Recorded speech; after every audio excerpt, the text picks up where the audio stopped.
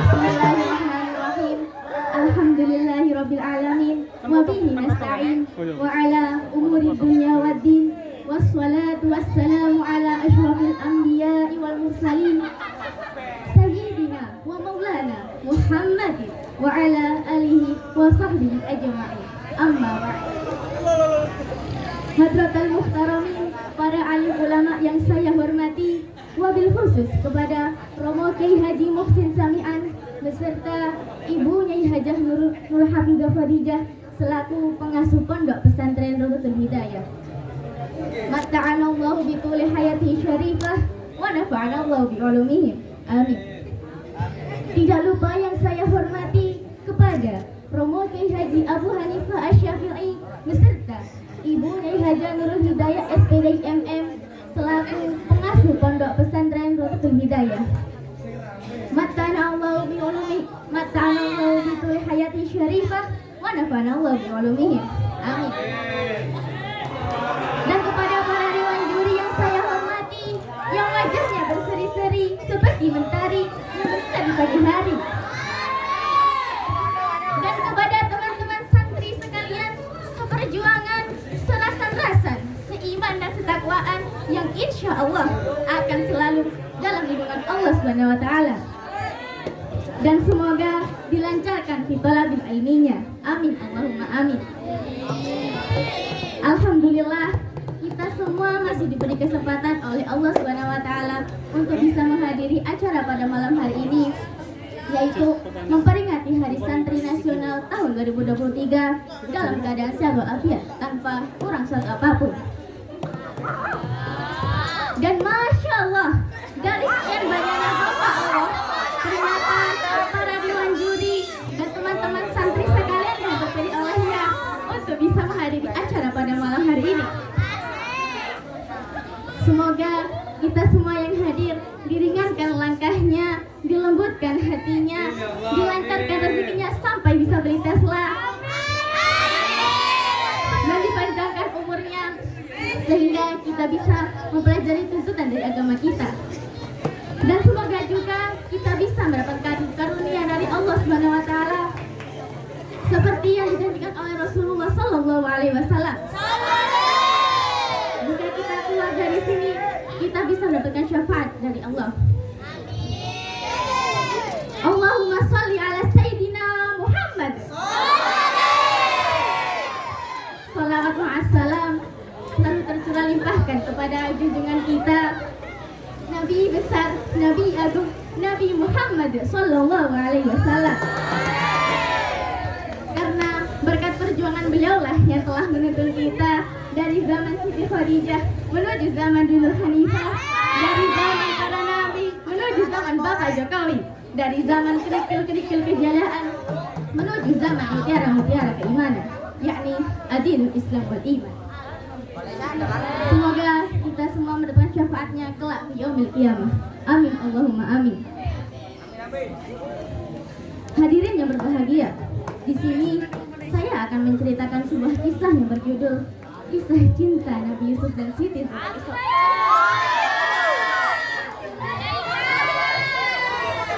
Siapa di sini yang tidak mengenal Nabi Yusuf?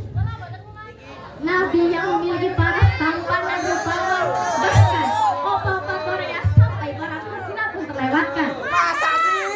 Wakilah, sehingga ketampanan beliau diibaratkan separuh dari seluruh keindahan semesta, dan separuhnya lagi dibagikan kepada seluruh penduduk. Salah satunya ialah dewan juri. Wakilah, ketampanan beliau juga diibaratkan seperempat dari keindahan alam semesta. Lalu seperempatnya lagi kemana? Seperempatnya lagi dibagi dan dua. Separuh diberikan kepada Nabi Muhammad dan separuhnya lagi diberikan kepada seluruh penduduk bumi. Hadirin rahimakumullah, di sini saya akan memulai kisah Nabi Yusuf yang pada saat itu beliau adalah seorang budak yang kemudian diangkat sebagai anak oleh Raja Kefir. Raja Kefir sendiri ialah seorang menteri keuangan yang cukup terkenal di kota Mesir. Sampai akhirnya Nabi Yusuf pun kemudian tinggal bersama warga aganya tersebut.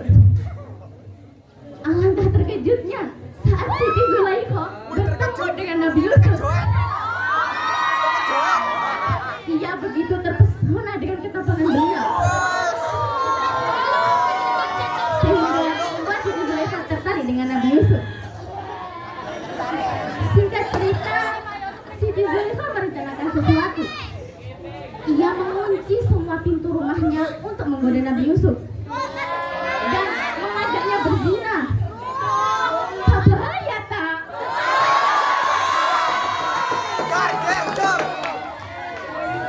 Nabi Yusuf pun terus menolaknya, sebagaimana yang sudah dijelaskan dalam Al-Quran surah Yusuf ayat 23 yang berbunyi, A'udzubillahi minasyaitonirrajim. Bismillahirrahmanirrahim. وراودته التي هو في بيتها عن نفسه وغلقت الأبواب وقالت هيت لك قال معاذ الله إنه ربي أحسن مثواي إنه لا يفلح الظالمون. Yang artinya Siti Zulaikha yang tinggal di rumahnya telah menggodanya, menutup rapat-rapat semua pintu, lalu berkata, marilah mendekat kepadaku. Nabi Yusuf berkata, aku berlindung kepada Allah, sesungguhnya suamimu adalah tuanku, dia memperlakukanku dengan sangat baik.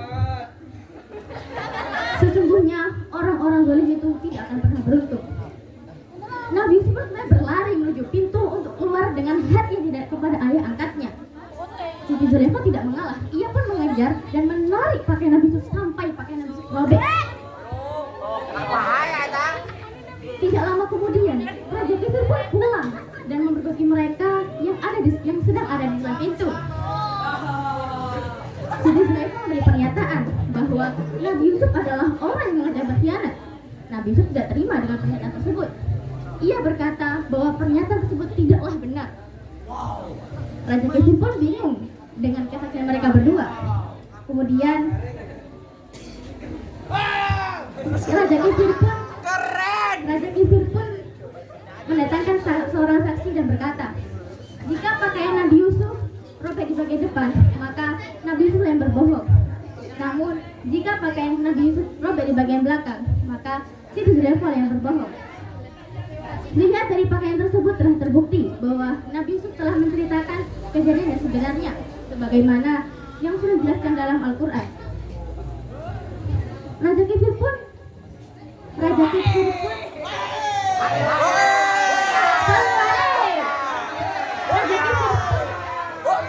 meminta Nabi Yusuf untuk merasakan kejadian. Lambat laun, kejadian tersebut telah tersebar di penjuru kota Mesir. Sampai akhirnya para perempuan tersebut telah mencecar Siti Zulaikha. Suatu hari Siti Zulaikha mengundang para perempuan itu untuk bertemu dengan Nabi Yusuf. Nabi Yusuf diminta Siti Zulaikha untuk menghidangkan jamuan kepada para tamu. Ia kemudian memberikan satu buah apel dan satu buah pisau yang sangat tajam. Begitu melihat paras Nabi Yusuf yang menawan, para perempuan tersebut terpesona sampai mereka tidak menyadari bahwa mereka telah mengiris kulit tangan mereka sendiri. Nabi Yusuf pun kemudian berdoa kepada Allah agar dirinya dipenjara untuk bisa menghindarkan dirinya dan ajakan-ajakan dosa kepadanya. Allah SWT mengabulkan doa tersebut. Akhirnya beberapa tahun lama mendekam.